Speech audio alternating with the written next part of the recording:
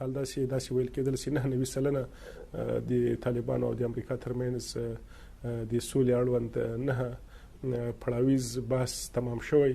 امریکایان د هوکړلیک څخه خوشاله دي او د هوکړلیک په ژر لاسلیک شي.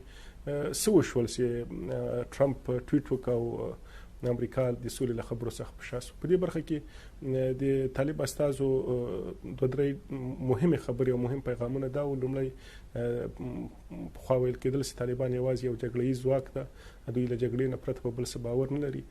دوی وایي چې موږ د سولې د 9 پړاوونو په پای کې دا ثابته کړه چې موږ سولې ته ژمن یو. موږ د افغانستان ښېرازه، ثبات او سوکالۍ ته کار کوو او غواړو چې جګړه پای ته ورسیږي، مګر په دې برخه کې نړۍ او امریکا له موږ څخه په شا سوه. دویم د واک انحصار ده. په دې برخه کې ځانګړی پیغام درلوده چې نن موږ په باندې ډېر بحثونه وکړل چې طالبان په صورت باندې د حذف او د انزوا سیاست نه کوي. دوی غواړي له ټولو افغانانو سره، له ټولو لوریو د افغانانو سره کینی، حتی د حکومت د غړو په ګډون باندې یو بین الافغاني بحث ته غاړه کېږدي چې په هغه کې به د افغانستان په سرنوشت باندې، په راتلونکي نظام باندې، د حکومت په بڼه باندې خبرې کوي.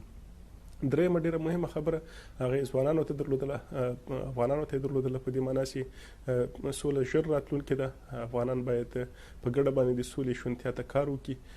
طالبان په دې برخه کې غواړي له هر هغه افغان سره، له هر هغه افغان ډلې سره، له هر افغان لوري سره د سولې اړتیا ویني، د سولې په برخه کې هلې ځلې کوي، له هغو سره په قطر کې وویني او یا هم په کوم بل هیواد او ځای کې چې مناسب وګڼلی کېږي.